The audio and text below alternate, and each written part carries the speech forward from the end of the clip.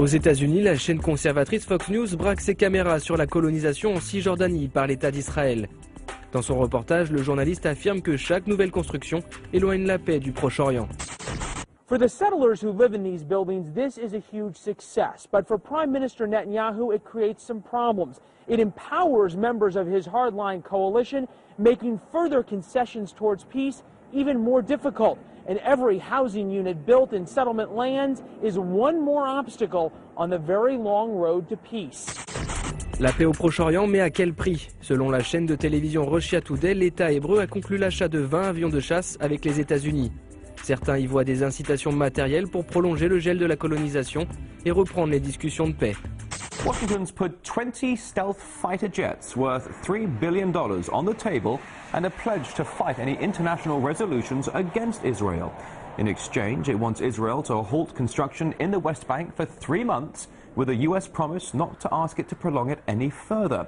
Palestinians are criticizing the plan, saying the proposed freeze will not apply to East Jerusalem. Une paix juste et durable au Proche-Orient, c'est l'objectif du Brésil et maintenant de l'Argentine. Ces pays reconnaissent l'État palestinien comme État libre dans ses frontières de 1967. Du coup, Israël a jugé cette position décevante. Israel considera lamentable la decisión de Argentina de reconocer a Palestina como un Estado libre e independiente. Desde Argentina, el ministro de Relaciones Exteriores, Héctor Timerman, declaró que Palestina tiene derecho a ser un Estado independiente. La Argentina tradicionalmente ha sostenido el derecho del pueblo palestino a constituir un Estado independiente, así como el derecho del Estado de Israel a vivir en paz junto a sus vecinos.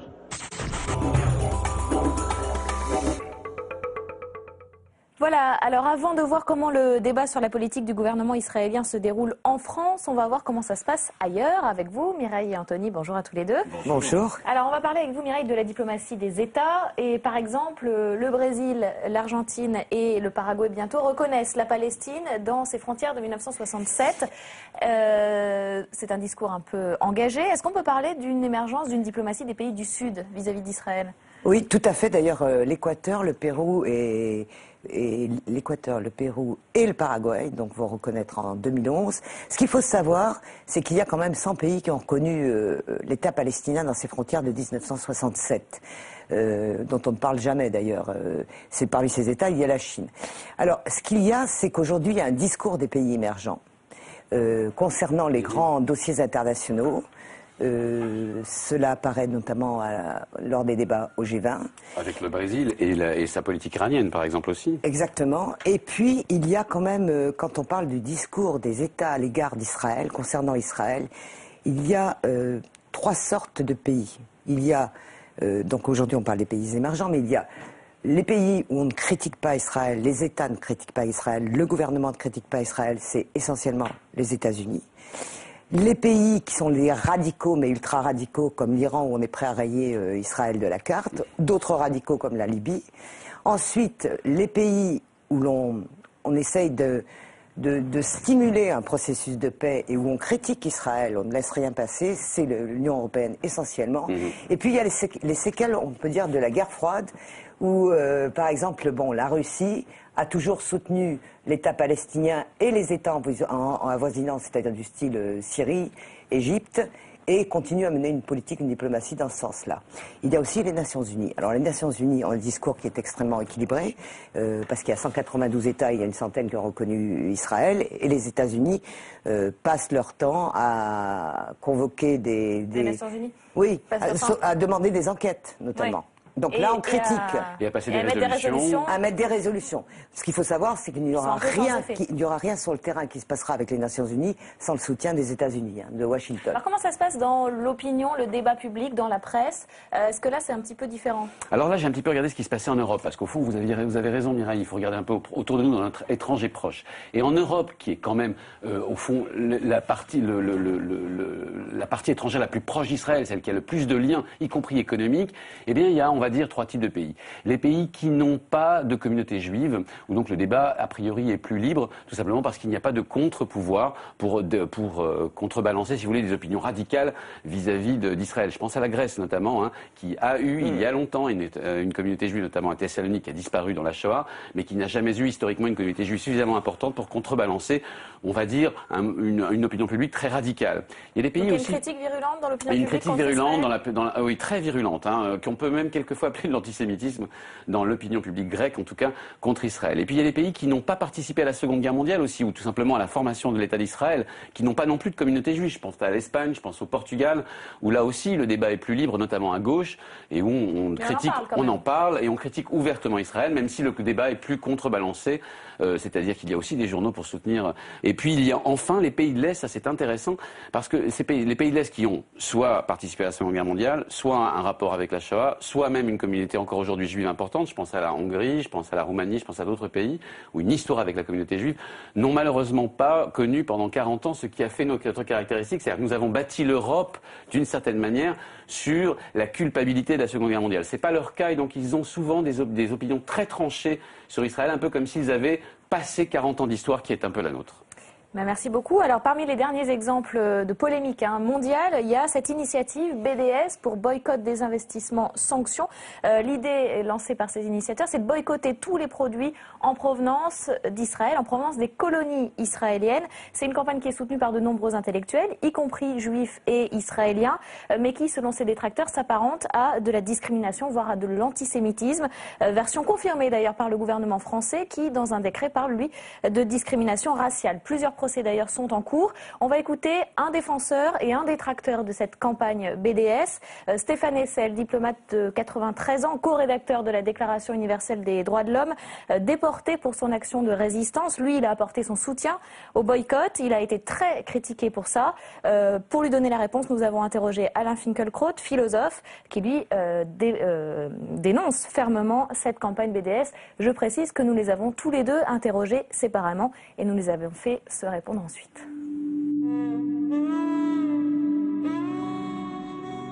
Je pense que nous devons utiliser toutes les stratégies possibles pour que le droit triomphe. Actuellement, le droit est bafoué. Ça a été le cas en Afrique du Sud du temps de l'apartheid. À l'époque, le boycott, la lutte commerciale contre l'apartheid a été soutenue par un tribunal populaire, le tribunal Russell, pour l'Afrique du Sud. Il a obtenu quelques résultats. Est-ce ce tribunal qui a été efficace? Est-ce d'une façon générale la mobilisation de l'opinion publique? En tout cas, l'apartheid a vu sa fin et c'est un des triomphes de ma génération. Nous avons donc un espoir semblable. Nous pensons qu'un tribunal Russell pour la Palestine pourrait mobiliser l'opinion publique et peut-être avoir une influence sur les gouvernements eux-mêmes qui jusqu'ici ont fait preuve de la plus grande timidité et je dirais de la plus grande lâcheté. Je trouve que cette initiative est absolument scandaleuse. Nombre de pays aujourd'hui violent les droits de l'homme et voilà que le seul pays mis au pilori, c'est Israël. Comme s'il était vraiment l'État le plus maléfique de la terre et comme s'il était même la cause de tous les maux. Cette attitude est politiquement irresponsable et en plus, elle reporte sur Israël les préjugés dont les Juifs étaient victimes au moment de l'antisémitisme triomphant. Ce n'est pas une attitude critique, c'est une attitude haineuse.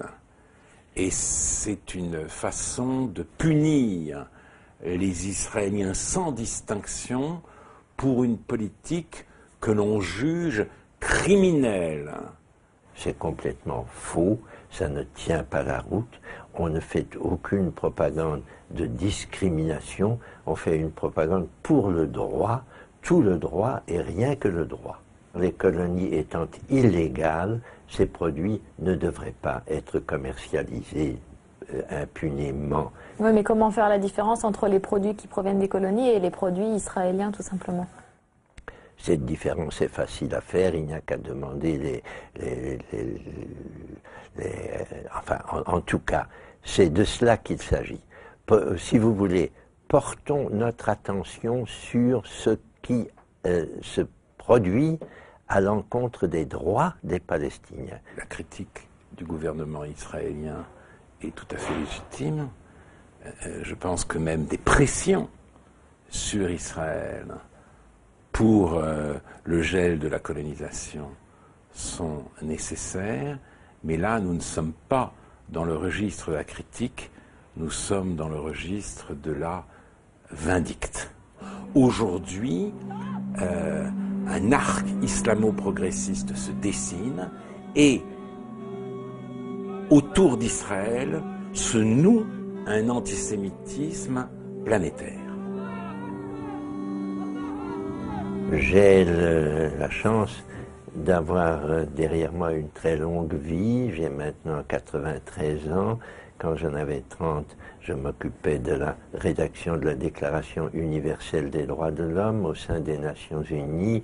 J'ai une ascendance moitié juive, moitié protestante. Je me sens donc tout à fait solidaire avec toutes les horreurs dont les Juifs ont été les victimes.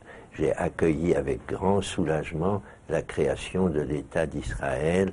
J'ai des amis israéliens qui partagent mon sentiment que la politique du gouvernement israélien est sur une très mauvaise voie. Je ne taxerai pas Stéphane Hessel d'antisémitisme. Je regrette simplement qu'il n'invoque son identité juive que lorsqu'il s'agit de délégitimer Israël. C'est dommage. Je regrette aussi que cet homme dont on dit qu'il a participé à la Déclaration universelle des droits de l'homme ne s'émeuve jamais que des violations des droits de l'homme commises par Israël. Son attitude, si vous voulez, est partiale et unilatérale. Il n'y a aucune délégitimation de l'État d'Israël. Ce que nous combattons, ce n'est pas Israël, ce n'est pas le commerce entre Israël et le reste du monde, qui est un commerce qui peut se poursuivre, c'est la délégitimité, l'illégalité du produit qui provient des colonies illégales en Palestine. Il est normal que n'importe quel citoyen puisse manifester le sentiment qu'il a qu'il faut que ce boycott, ces désinvestissements soient la réponse aux violations insupportables dont les Palestiniens sont les victimes.